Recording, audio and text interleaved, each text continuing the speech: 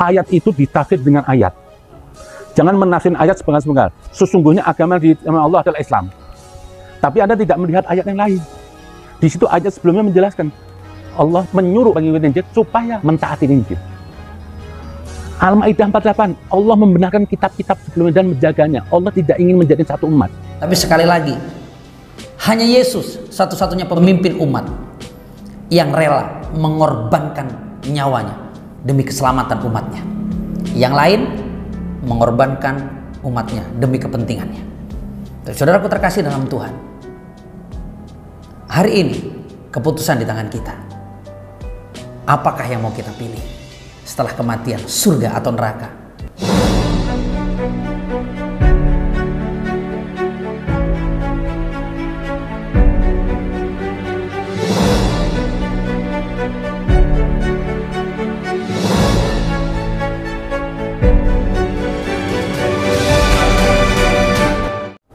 Jadi yang paling penting bagaimana Tuhan memilih saya dari sekian banyak orang Aceh.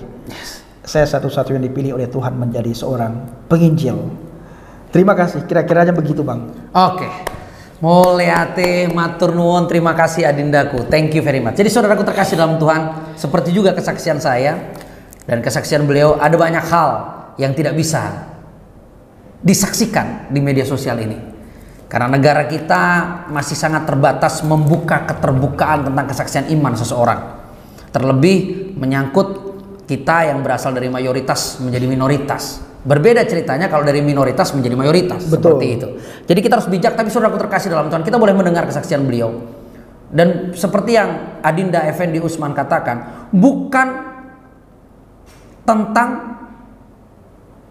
berapa lama dan bagaimana ceritanya, tapi bagaimana Tuhan melawat kehidupannya. Dan endingnya bagaimana hingga hari ini kami mempertahankan iman Kristen kami. Betul deh ya? Dan kami terus berjuang menjadi hamba Tuhan. Kami terus berjuang memberitakan Injil Kerajaan. Bukan karena keuntungan secara lahiriah, tapi karena ketaatan kami kepada Tuhan. Iya. Kami dipilih dengan caranya yang ajaib. Betul. Saya 31 tahun baru menjadi orang Kristen. Betul. Kau dek? Sudah jalan 7 tahun. Bukan, waktu usia berapa? Pertama kali kau menerima dia sebagai Tuhan dan Juru Selamat? 20 berapa waktu itu?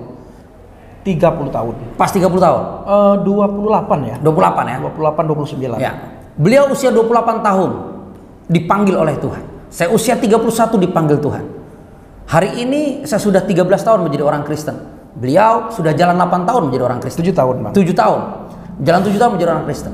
Kami orang-orang muda di dalam iman kekristenan, tapi kami komit memberitakan kabar baik. Memberitakan kabar baik. Komit memberitakan kabar Injil. Memberitakan kabar keselamatan. Komit menyatakan Injil Kerajaan kepada setiap orang. Bukan karena kepentingan kami, tapi karena itu kehendak Tuhan melalui perintahnya, warisnya, mandatnya, ya kan? Yang dia perkatakan, pergilah jadikanlah semua bangsa muridku dan baptislah mereka dalam nama Allah Bapa, Putra, Roh Kudus. Dan ini harus kita taati. Harus kita taati. Karena pemberitaan Injil itu sebagaimana yang sering Bapak Ibu dengar, memberitakan Injil itu bukan perintah sembarangan. Betul. Bukan perintah gereja, bukan perintah sinode, bukan perintah organisasi, bukan perintah pendeta, tetapi memberitakan Injil itulah amanat agung, perintah langsung dari Tuhan. Amin. Tuhan mendorong kita, menyuruh kita untuk pergi memberitakan Injil. Bayangkan saudara, seandainya kita tidak mengenal keselamatan, tidak mengenal pribadi keselamatan, di mana tempat kita berada setelah kita meninggalkan dunia ini? Ada 2 tempat yang lagi menunggu kita. Senang tidak senang, suka tidak suka, 2 tempat itu lagi menunggu kita umat manusia. Ada surga, ada neraka. Di mana surga dan neraka ini yang menentukan kita masuk ke salah satunya itu bukan Tuhan, tetapi kita pribadi. Tuhan menyediakan ini surga, ini neraka. Ini jalannya. Ini jalannya. Kamu mau masuk ke sini, ini jalannya. Kamu mau masuk ke sini, abaikan jalan ini. Nah, begitu kita mati, kita sudah tahu kemana kita dan di mana kita. Nah, penentuannya adalah masa kita hidup di dunia ini. Ayo pilih dia sebagai Tuhan dan Juru Selamat. Amin. Tidak ada satu manusia pun, satu pribadi pun, satu nabi dan rasul pun yang berani menjamin kepastian keselamatan umat manusia selain Yesus Kristus. Amin. Tidak ada nabi yang lain, tidak ada rasul yang lain. Kalau ada yang berkata nantinya ada seseorang yang akan memberi syafaat kepada kamu, ingat Bapak Ibu, kita berpegang kepada apa kata firman Tuhan. Kita tidak berpegang apa kata nabi, apa kata rasul, apa kata pemuka agama, apa kata si A, kata si B, tidak. Tetapi kita berpegang apa kata firman Tuhan. Amin. Firman Tuhan katakan di bawah kolong langit ini tidak ada nama yang bisa menyelamatkan umat manusia selain di dalam nama Yesus. Satu-satunya. Satu-satunya. The only one. Bukan salah satu. Yes. Satu-satunya. Ya. Jadi saudaraku terkasih dalam Tuhan, ini luar biasa. Tapi sekali lagi, hanya Yesus satu-satunya pemimpin agama, pemimpin umat yang rela mengorbankan nyawanya demi keselamatan umatnya. Yang lain mengorbankan umatnya demi kepentingannya. Saudaraku terkasih dalam Tuhan, hari ini keputusan di tangan kita. Apakah yang mau kita pilih setelah kematian, surga atau neraka? Kami telah diubah, kami telah mengalami Tuhan, dan kami telah hidup melayani Tuhan. Biar kami semakin kecil dan Tuhan yang semakin besar. Haleluya. Dan satu hal saudaraku, iman tanpa perbuatan pada hakikatnya Mati. Sia-sia. Sia-sia. Jadi mari kita kerjakan bersama. Terima kasih Adinda. Siap. Saya pribadi memilih melakukan pelayanan ke pulau-pulau, ke daerah-daerah, ke pelosok-pelosok. Karena Bapak Ibu, penginjil sekarang sudah jarang sekali masuk ke daerah-daerah, ke pelosok-pelosok. Ya. Rata-rata banyak sekarang orang masuk ke kota-kota, ke gedung-gedung gereja, dan mencari tempat yang nyaman. Dan hanya memberitakan Injil di media doang. Di media doang. YouTube, TikTok, dan semuanya. Tapi tidak mau pergi. Iya. Amanat agung nggak genep saudaraku. Iya.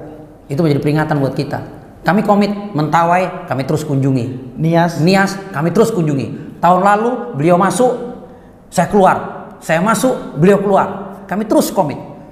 Nias terus kita jaga. Mentawai terus kita kembalikan. Betul. Dan setiap daerah.